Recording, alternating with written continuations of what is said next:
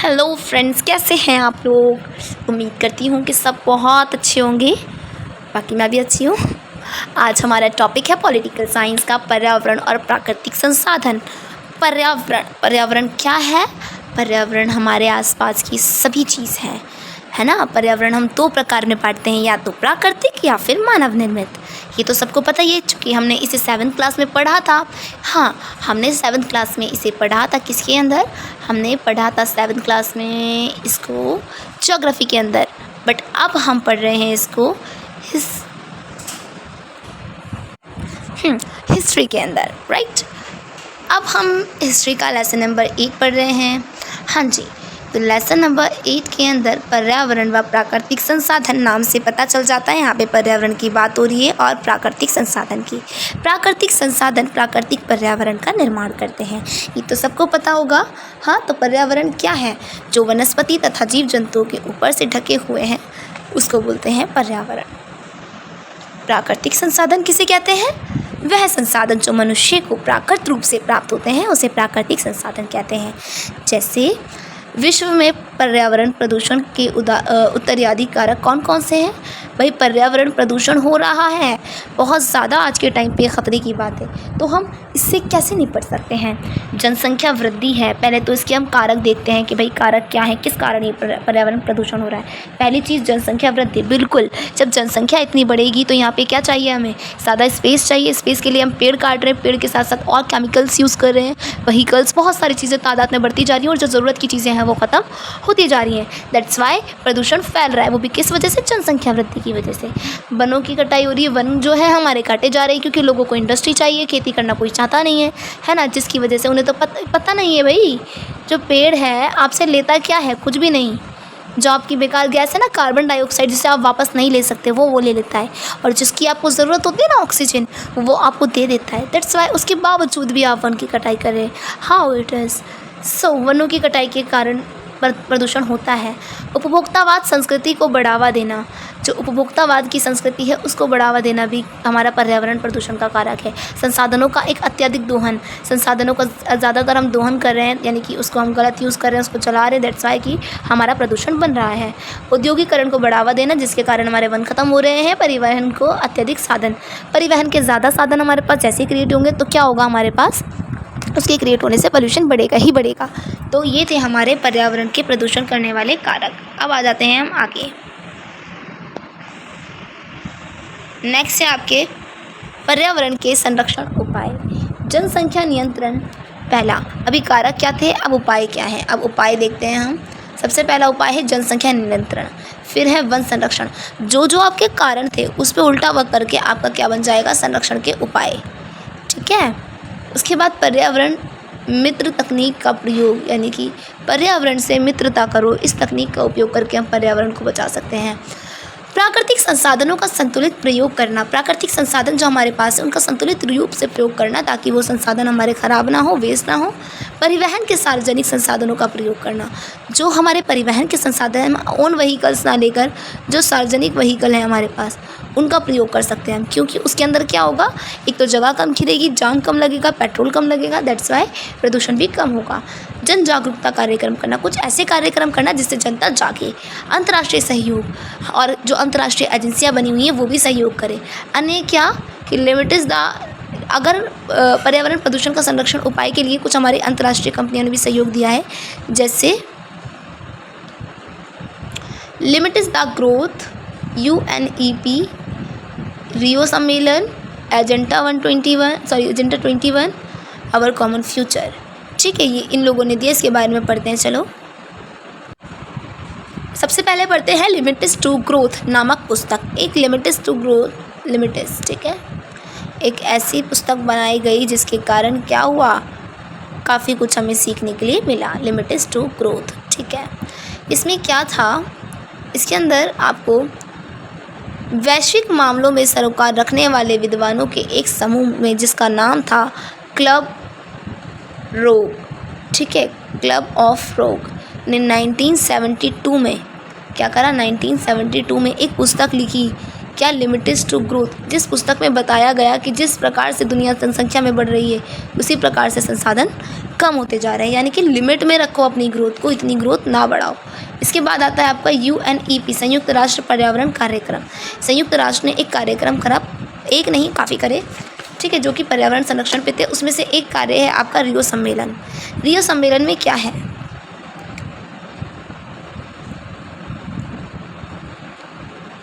देखो, रियो सम्मेलन यानी कि पृथ्वी सम्मेलन अर्थ समिट था 1992 में संयुक्त राष्ट्र संघ का पर्यावरण और विकास के मुद्दे पर केंद्रित एक सम्मेलन ब्राज़ील के रियो डी जेनेरियो में हुआ। ब्राज़ील के अंदर था ये रियो डी जेनेरियो पृथ्वी सम्मेलन, इसे कहा जाता है, जो कि किसके ऊपर, विकास के मुद्दे पर केंद्रित था।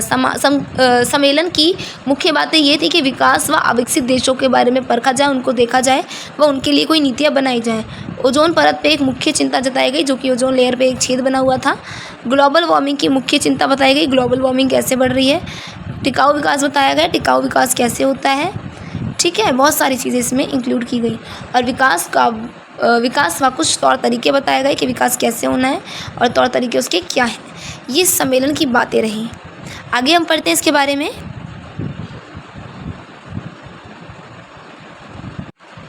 इसके साथ साथ एजेंडा 21 भी लिया गया।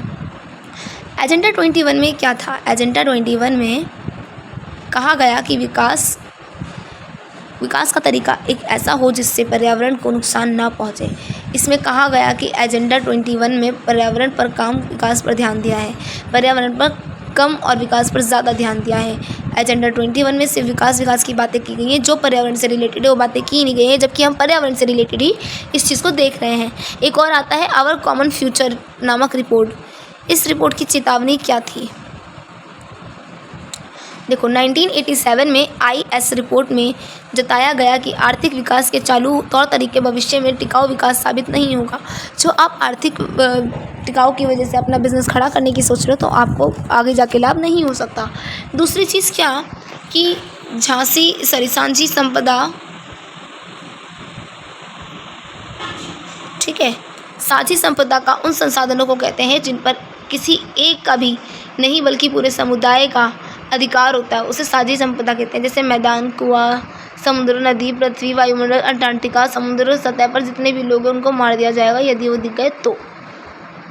उसके बाद जैसे कि हम देखते हैं साझी संपदा के अंदर क्या आता है, संसाधनों को कहते हैं जिस पर एक ही नहीं बल्कि पूरे समुदायों का उपयोग होता है, जैसे मैदान, कुआं, जैसे हम पढ़ चुके हैं इसके बारे में। अंटार्कटिका संधि क्या होती है, मॉन्ट्रियल प्रोटोकॉल और अंटार्कटिका पर्यावरण प्रोटोकॉल, जो कि साझी संपदा के ऊपर ही किया गया था।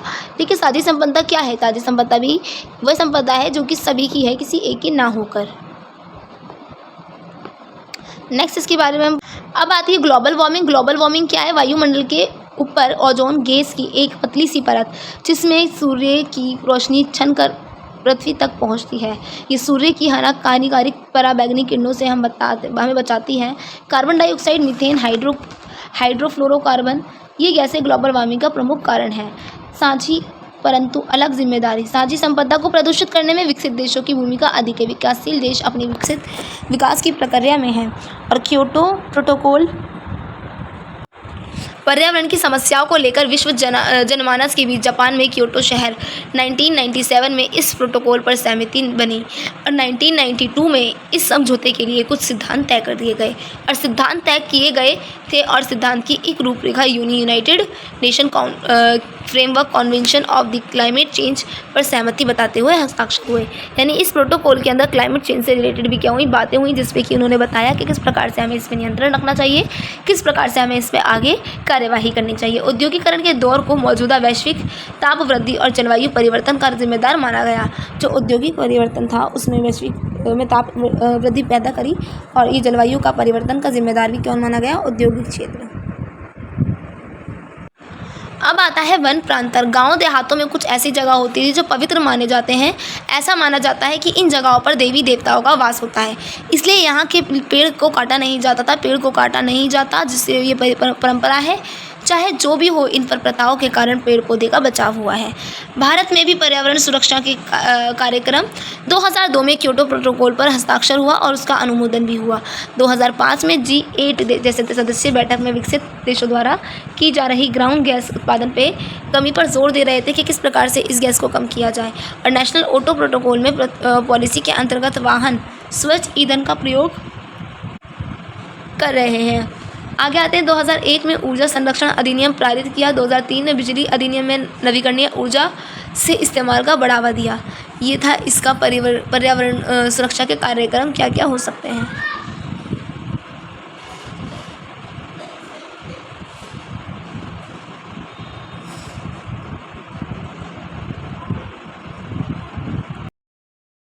इसके अलावा हम पढ़ेंगे पर्यावरण आंदोलन कौन कौन से थे। चिपको आंदोलन और नर्मदा बचाओ आंदोलन के बारे में हम थोड़ा बहुत रीड आउट करेंगे। सबसे पहले हम जानेंगे चिपको आंदोलन के बारे में। चिपको आंदोलन एक पर्यावरण रक्षा का आंदोलन है। यह आंदोलन था, ये भारत के उत्तराखंड राज्य, तब उत्तर प्रदेश का भाग था उत्तराखंड, ठीक है। इसमें किसानों ने वृक्षों की कटाई का विरोध करने के लिए किया था, क्योंकि वृक्ष जो थे वो काटे जा रहे थे। वह किसान चाहते थे कि वृक्ष ना कटे, क्योंकि उन्हें बहुत प्रेम था अपनी प्रकृति से। कुछ लोग पूछते थे, अब वृक्ष हमारे लिए और भी चीज़ों में काम आते हैं, दैट्स वाई उन्होंने वृक्षों को काटने से मना किया। और ऐसा ना होने पर उन्होंने एक चिपको आंदोलन चला दिया, यानी कि वो वृक्ष पेड़ों से चिपक जाते। जब भी वो पेड़ों को काटने आते थे ब्रिटिशर्स, वो उससे चिपक जाते थे, जिसके कारण कई लोग काटे भी गए हैं। संस्थापक कौन थे? प्रवर्तक सुंदरलाल ब्राह्मणा और चंडी प्रसाद भट्ट थे, ठीक है। इन लोगों ने इसकी स्थापना की थी, चिपको आंदोलन शुरुआत की थी। कब की थी? 26 मार्च 1974 1974 को ही उत्तराखंड में 27 महिलाओं ने पेड़ों को बचाने के लिए उनसे लिपटकर चिपको आंदोलन, ठीक है, कंजर्वेशन के लिए चिपको आंदोलन चलाया। आते हैं नर्मदा आंदोलन के लिए। नर्मदा आंदोलन नर्मदा बचाओ यानी कि नर्मदा नदी के लिए चलाया गया। नर्मदा बचाओ आंदोलन एक बार और मेरे भारत में चल रहे पर्यावरण आंदोलन की परिपक्वता का उदाहरण है। यस, नर्मदा आंदोलन जो आपका आंदोलन है नर्मदा बचाओ आंदोलन, इस आंदोलन के अंदर इसका जो रिलेट है वो पर्यावरण से है, क्योंकि वहाँ पे बहुत सारी चीज़ें ऐसी हैं नर्मदा नदी में ऐसी गिरा दी जाती हैं और इसका पानी कई राज्यों तक जाता है, जिसके कारण पर्यावरण तो दूषित हो रहा है, लोगों में बीमारियाँ भी फैल रही हैं। पहली बार पर्यावरण तथा विकास के संघर्ष को राष्ट्रीय स्तर पर चर्चा का विषय बनाया, जिसमें न केवल विस्थापित लोग बल्कि वैज्ञानिक, गैर सरकारी संगठनों का, आम जनता की भी भागीदारी रही। इसकी शुरुआत 1998 के दशक में, एक मिनट शायद यहाँ पे मिस्टेक है, यहाँ पर ही 1998 है, 1998 के दशक में किया गया, ठीक है। और मेघा पाटकर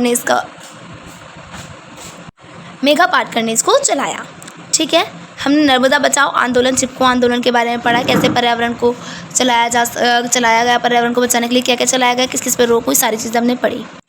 आई होप कि आपको समझ में आया होगा किस प्रकार से पर्यावरण और प्राकृतिक संसाधनों को हमने बैलेंस बनाया है, किस प्रकार से हमने क्या क्या चीज़ें करके किस तरीके से आगे बढ़े हैं। तो आपको भी वैसे आपका कर्तव्य बनता है कि आप भी अपने पर्यावरण की स्वयं रक्षा करें। यदि आप नहीं करेंगे तो आने वाली जनरेशन को इसमें से कुछ भी हासिल नहीं होगा। हो सकता है कि पृथ्वी का अंत हो जाए। यदि आप चाहते हैं कि हाँ भाई रहे कुछ, है ना, क्योंकि आप प्रकृति से जुड़े हुए हैं, आप भी प्रकृति का हिस्सा है, आपके अंदर भी होना चाहिए कि आप देने की प्रक्रिया को जारी रखें। जब आपको बिन मांगे मिल रहा है तो आपको देने की प्रक्रिया को जारी रखना चाहिए। पेड़ों को लगाना चाहिए ज़्यादा से ज़्यादा, पानी को साफ़ रखना चाहिए, कम यूज़ करना चाहिए, ज़्यादा संसाधनों का प्रयोग ना करें, इच्छाओं के अनुसार नहीं, आवश्यकता के अनुसार करें। हाँ, ये आप अपने एग्ज़ाम्स में भी इंक्लूड कर सकते हो, मोरल वैल्यूज़ वगैरह। बाकी अपना अच्छे से पढ़ाई करें और अपने एग्ज़ाम्स के लिए प्रिपरेशन करें। Okay, bye, thank you.